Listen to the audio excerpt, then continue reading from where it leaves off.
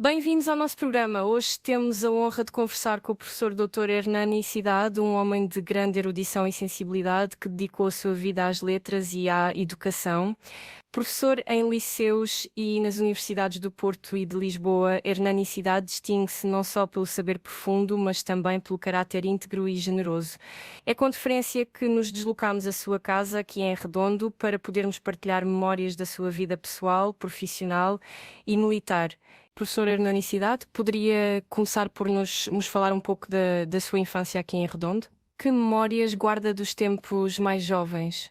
Permita-me dizer-lhe, minha senhora, que é com o mais vivo e grato prazer que a acolho neste meu refúgio de livros e memórias onde o diálogo, essa forma dialética e vibrante de viver a inteligência, é sempre o convidado de honra. Responder à sua curiosidade sobre os meus anos primeiros obriga-me a regressar a um redondo de luz austera e de trabalho sagrado. A minha infância não foi apenas um tempo de vida cronológica, mas uma profunda aprendizagem de exatidão e de respeito pelo munus que a cada um compete. Cresci ao som do que gostava de chamar a Orquestra da Serra e do Malho na oficina de meu pai, onde aprendi que a dignidade humana se constrói na perfeição da tarefa cumprida, seja ela o ajuste de um eixo de madeira ou a arquitetura de um período sintático. Foi nesse ambiente de gente séria, de artífices que possuíam uma honestidade intelectual e afetiva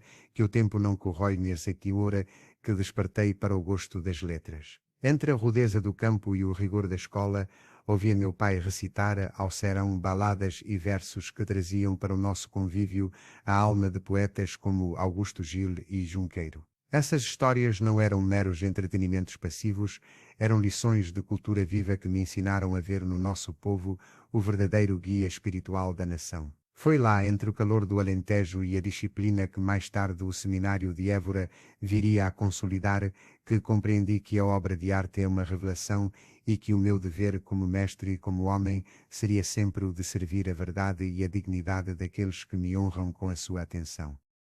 E de que forma a sua família e a comunidade redondense influenciaram o seu percurso académico e profissional?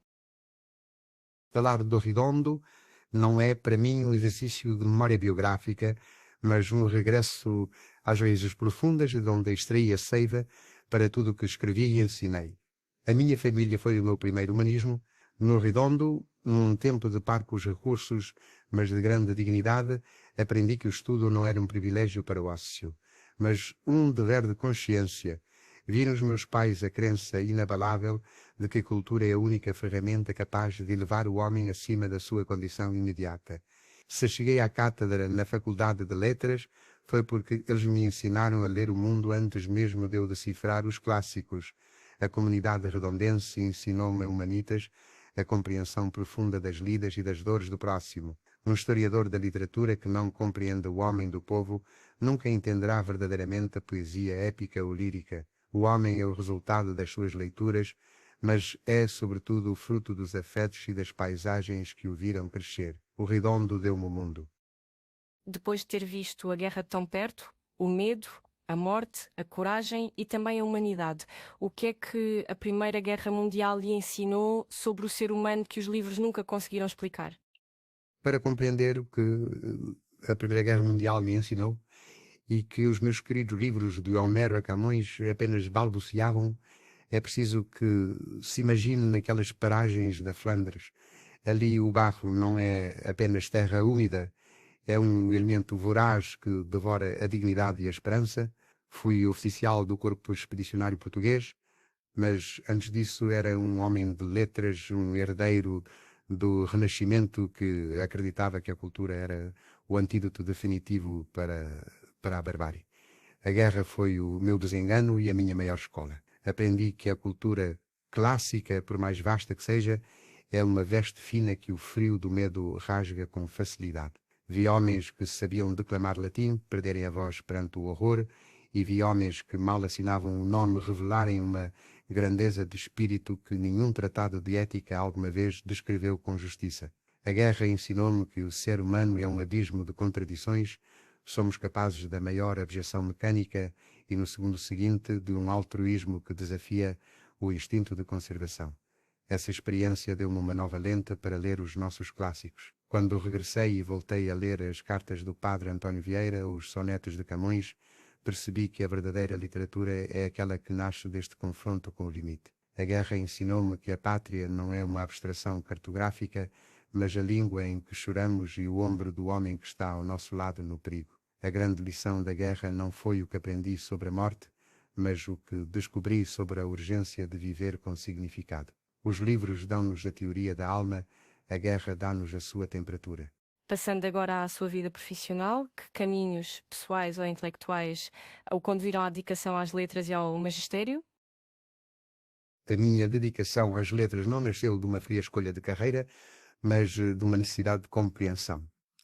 No Redondo, como já lhe disse, a palavra era o fio que nos unia à realidade. Mas foi ao entrar em contacto com os clássicos, e muito em particular com Luís de Camões, que percebi que a literatura não é um ornamento da vida, mas a sua interpretação mais profunda.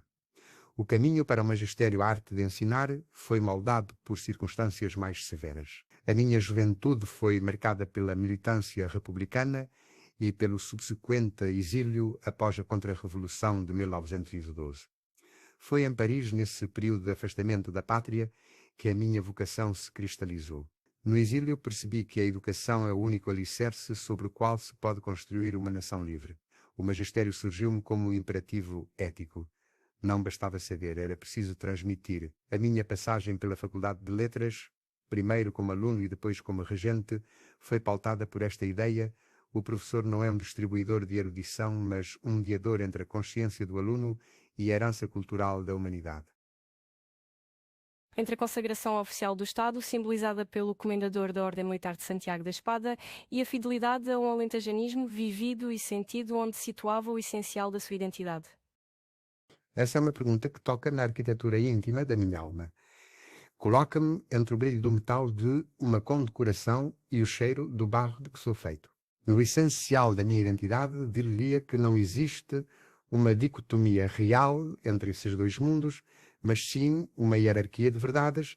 Essa consagração oficial representa o meu eu público. É o reconhecimento de que o rapaz que saiu do Redondo conseguiu, através do esforço e da disciplina, servir a República e a nação no campo do espírito. A espada desta ordem simboliza a luta que travei contra a ignorância e o esquecimento. Mas, minha senhora, as medalhas são frias ao toque. Elas atestam o percurso, mas não definem a substância de quem as porta. Elas pertencem ao historiador, ao Estado, à posteridade.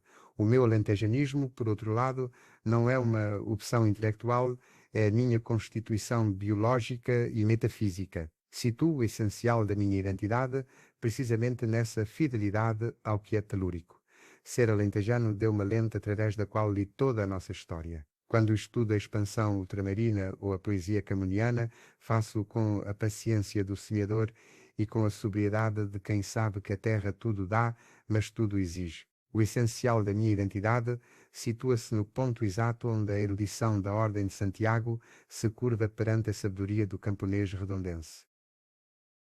Para terminar esta pequena entrevista, que palavras de orientação gostaria de deixar às gerações mais jovens e às futuras sobre o modo de encarar a vida com sentido e alcançar uma felicidade consciente e duradoura?